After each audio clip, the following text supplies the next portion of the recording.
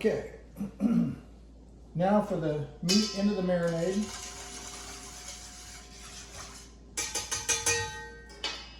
So I basically peel the meat off, drop it in, try not to splash everywhere.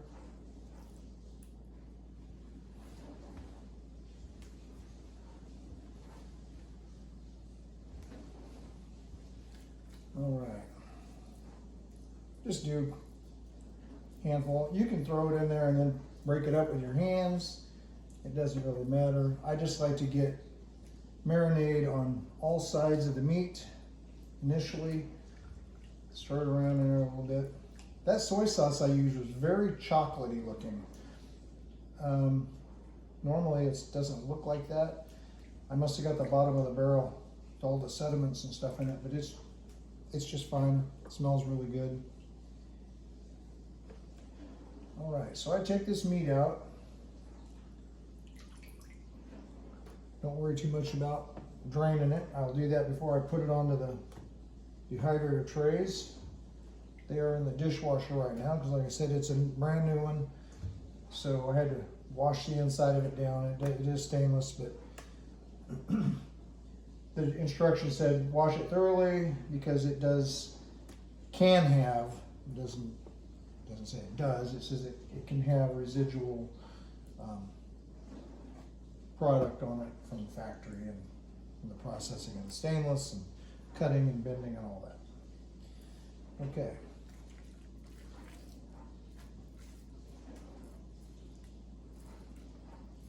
This is a little bit time consuming, so you get the idea. I'm going to go ahead and shut the video off, and I will put it back on when I'm loading the dehydrator and getting things ready to go in about 4 hours. So again, don't forget to like and subscribe. It's a great recipe. Try a small batch. See what you think. Let me know in the comments. Thank you. Okay, this is the dehydrator that I purchased. It is called a Osciega. I'm not sure how to pronounce that, but I purchased it on Amazon. It's got a readout here. I'll turn it on. I'll show you that in a minute. Goes up to, I believe, 190 degrees. I cook my jerky at 155. And I was going to tell you earlier that if you want to not make keto jerky, this recipe, you can add 1 cup of brown sugar to the marinade, and that is crazy good. So anyway, this has 12 trays. They're all right there getting ready to load. That's what the interior looks like. So I'm gonna set the camera up and we're gonna load up a couple trays and get them going. Okay, so this unit, this new dehydrator says that you should try to remove as much of the liquid as possible prior to loading the trays. So what I'm going to do is I'm just going to load a bunch of it in this sieve, let it drip out a little bit while I'm loading it. Now, it's been exactly 4 hours since I put this in the marinade, so we should be good to go. And it also says you don't want your jerky to touch. I guess that allows for maximum airflow, but yeah, I don't do that. Because by the time it starts to shrink, all of it will pull away from, all the pieces will pull away from themselves. They won't touch each other, and it won't be a problem. And having this much meat, I'm gonna need every square inch of these trays. I try not to overlap the pieces. That way they get if there's a fold in the meat, you need to make sure that's unfolded. So you don't want it like that, or even a little piece, because it won't cook all the way through, or it won't dry. I mean, and then you're going to have a piece that's raw or not dried. Okay, well, I'm going to do this. This is kind of how it's done. For what I'm doing, I will get them loaded, and then I'll get the machine turned on and show you what's going on there. Okay, I filled all trays except the last one. That's about where I ended up, so that was about perfect. Okay, let's get this thing turned on, see what happens.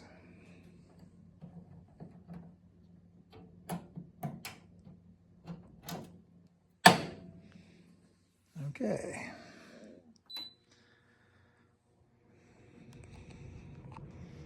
It's at 190. Let's see, where the temp, there we go. Take it down to 155. And we want time, I want it to run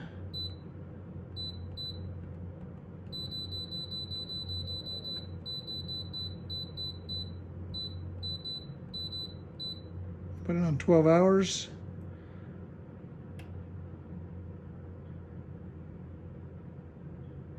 And then it scrolls between the temperature and the time that's remaining. So it's very quiet. I normally keep it on the back wall on this other table back here. However, this particular unit said it has to be 12 inches from the wall. The one thing that I would like to be able to see, and I could do it just by putting a thermometer in the window inside, is to tell what the inside temperature is. That would be helpful. But anyway, this was a good unit. It came well packed. It was one box inside of another one. The only thing that I saw that had a little bit of damage to it was right here. There's a crease right in the corner. Can barely see it. Yeah, barely. Anyway, I mean, that's just cosmetic.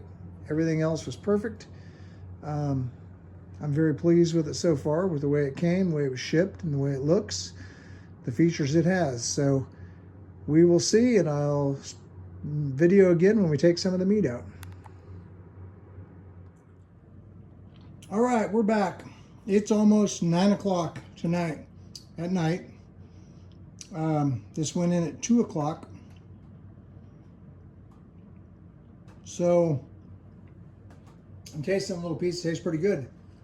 Let's take a look at it. I had to run the temperature up to 165 because the max I was reaching in this unit was about 140. So you look at that. That's looking pretty good. These are still pretty soft. They got a couple more hours on them. All right. I did move a couple of trays around. Now this piece here is done. That's done. Sorry, I was painting, but it's dried. It's not coming off. That one's done.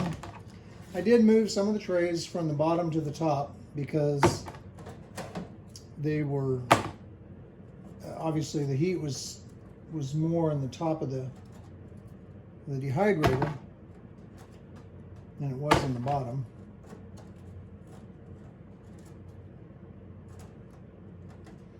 Basically, what you got to do is you just got to feel them. That one's got a little soft spot. I like to take them out before they're just rock hard and breaking.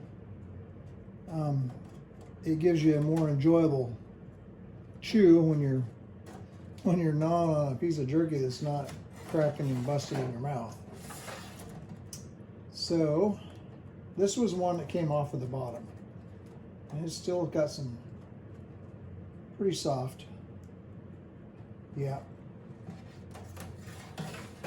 And this was one that came off the bottom. Do I do this one? No.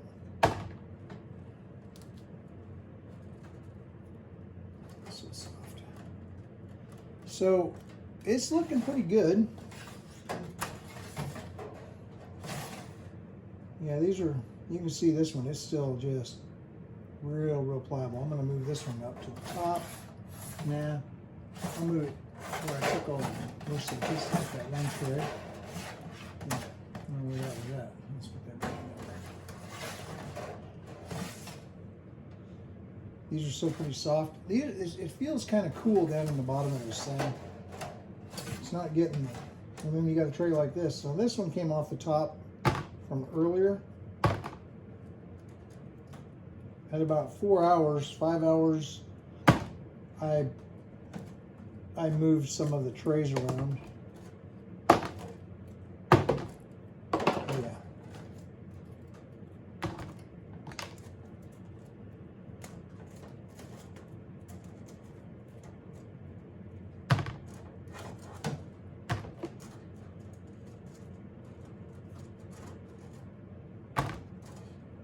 And what I do with this meat, as soon as I take it out of here, I take it up, and I Ziploc it in freezer bags, and I freeze it. And I leave it frozen until we eat it. We eat it right out of the freezer. This was the tray that wasn't quite full. It used to be on the very top. So, because this stuff isn't super salty, I like to freeze it. It's not like cured meat, like you would, you know, with super salty, the salt's going to keep it from going bad. It is pretty salty, but not terrible. That one is a wow. This one is one that came off the top.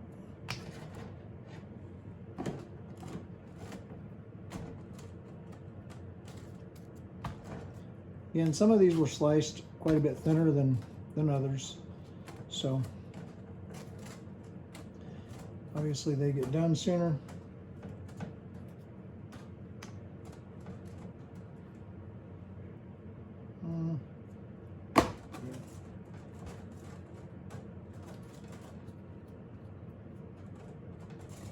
Okay. Check the very bottom one. I think it was new. That one was way far away from being. Okay. Well, we got a little bit out of there. It's probably going to be another 4 hours, I imagine. We'll see where it goes. Don't forget to like and subscribe. See you later.